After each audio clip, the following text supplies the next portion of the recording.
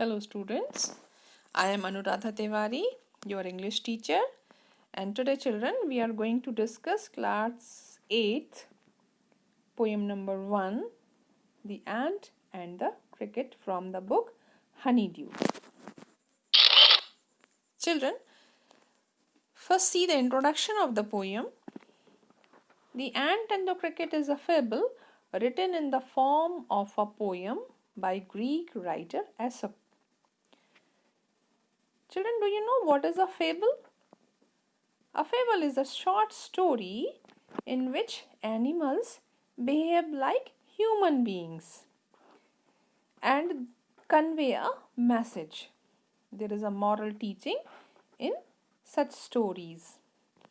The poem, The Ant and the Cricket, is a story of two insects, a cricket and an ant.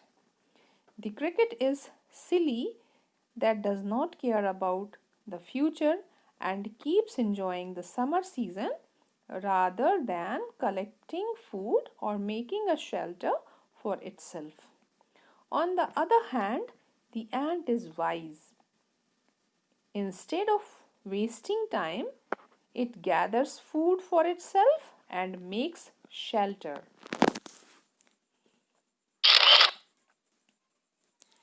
Now children, let's have a look on the theme of this poem.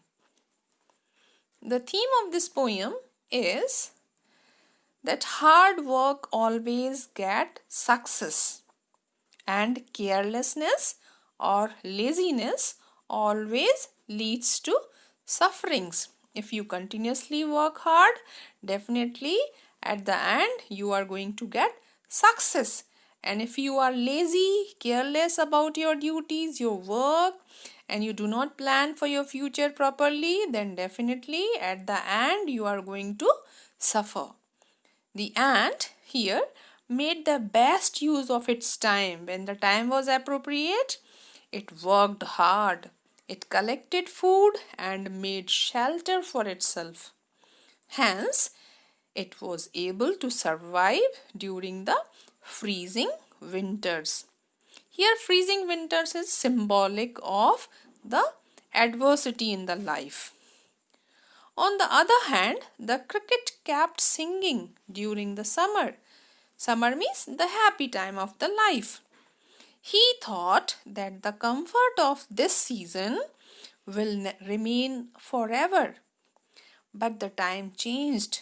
Winter appeared, means the bad time came. The cricket had nothing to eat and no shelter. Thus, every person should be like ant and not cricket, because those who work hard remain happy in tough times, while those who don't have to suffer. Now children, we will just do the line by line explanation of the poem. A silly young cricket, accustomed to sing through the warm sunny months of gay summer and spring. Here, silly means foolish. Accustomed means used to, habitual of. Sunny means bright or full with light. And gay means happy. So the poem starts by telling us that once upon a time there was a young cricket, but that cricket was quite silly, quite foolish, and it was habitual of singing. When it was the summer season, that silly cricket wasted its time in only singing, because that summer and spring season looked very happy to the cricket and he enjoyed the warmth and the brightness of these two seasons. Now, when these two seasons were over and winter appeared, see what did the young silly cricket do? So now see the next lines. began to complain when he found that at home his cupboard was empty and winter was come. Now, when the winter appeared, that silly cricket, he looked inside the cupboard that was in his house and he found that the cupboard was empty. There was no food in the cupboard to eat. So that silly cricket started to complain. Not a crumb to be found on the snow-covered ground, not a flower could he see, not a leaf on a tree. Oh, what will become, says the cricket, of me? He could not find even a single small piece of bread inside the cupboard of his house. Moreover, he could also not find a single flower or a leaf on the snow-covered ground outside. Seeing this situation, that cricket exclaimed with sorrow. What did it say? Oh, what will become of me? Means, now how will I remain alive? How will I survive?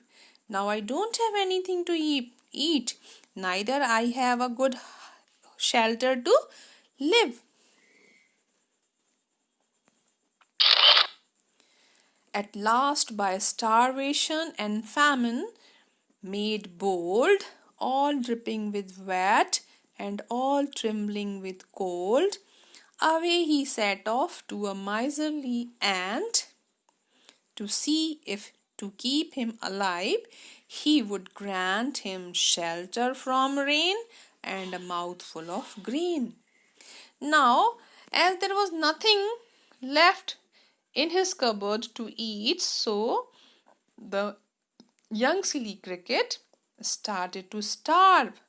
He started to die with hunger. And because there was the scarcity of the food, so he could not continue to live happily for the remaining time of his life. So now finally what did he decide? Because of the starvation and because of the hunger, he decided that he should go to one of his neighbors, that was a miserly ant, and he must seek some help from that ant. So, completely wet with rainwater and trembling with the cold, that cricket went out of his house and thought that he must meet the ant for the help, because he was thinking that if the ant would grant him some grain or lend him some grain, definitely he would be able to survive. So he wished only to borrow, he would repay it tomorrow. When he was going towards the home of that miserly ant, he was planning that he will only borrow the grain. Means he had the plan that today he will borrow, and when the time will become favorable, he will return that grain back to the ant. If not, he must die of starvation and sorrow. He was also thinking that if he will go and ask the help of the ant, and if the ant will refuse, then definitely he would die because of sorrow and starvation. So he was a bit worried whether he would get help from the ant or not. Now see what would happen when the cricket would reach to the home of ant, and what will be the reaction of the ant, that we would read in the next stanza. Says the ant to the cricket, I am your servant and friend. When the cricket reached to the house of the ant, listening cricket's request, the ant's reaction. The ant said, I am your servant and friend. Dear cricket, I am like your servant and your friend. But we ants never borrow, we ants never lend. But we ants have one rule. And what is the rule? That we never borrow the things from others and we also never lend our things to other people. That is the rule that we strictly follow. So I am sorry, I cannot give you anything to eat. I cannot lend you anything. But tell me, dear cricket, did you lay nothing by when the weather was warm? Further, that ant asked the cricket that, dear friend, dear cricket, tell me one thing, when the conditions were favorable, when the summer season was there, why didn't you why didn't you secure those eatables for you? Why didn't you collect the food and made the shelter for you? What were you doing at that time? So listening this, the cricket said. Quoth means said. What did the cricket say? Not I means I didn't do any such thing. I didn't collect the food. I didn't make the shelter for me. Because my heart was so light that I sang day and night, for all nature looked gay. What was the answer of cricket?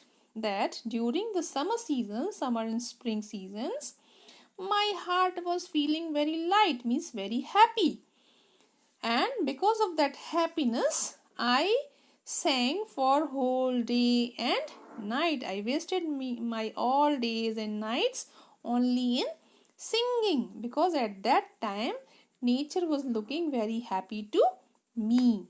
Now, listening this answer of the cricket, just see the reaction of ant.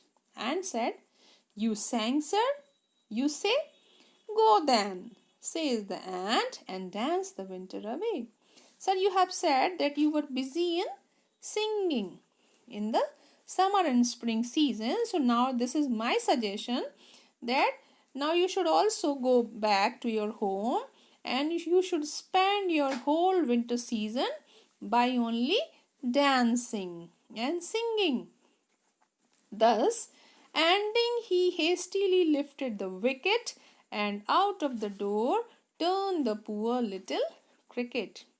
In this way, the ant quickly finished the conversation, and it threw away the cricket, and thus the cricket had to come out of the house of the ant. Now the poem comes to the end, but at the end the last two lines are presenting the poet's views on the poem. The poet says, "Folks call this a fable, I will warrant it true. Some crickets have 4 legs and some have 2. The poet says at the end of the poem that generally the people call this poem a fable, means an imaginary story, an untrue story. But I consider this story a true story, a true poem, a real poem that is easily relevant with our real life situations, because I see that in this world there are so many insects with 4 legs who behave like cricket, and at the same time there are 2-legged crickets also in this world. Here the poet refers to the human beings with 2 legs who behave like the cricket. How? They are lazy and they are careless. They don't think about their coming future. They never think that in the future they can face adversity, problems, and they never plan accordingly. And such people, at the end of the happy season, they suffer and they have to only get sufferings. Okay, children. So now we come to the end of this poem. I hope you have understood the poem. If you have any doubts, you can give me the comments and then I'll try to solve your problems. Okay children, thank you.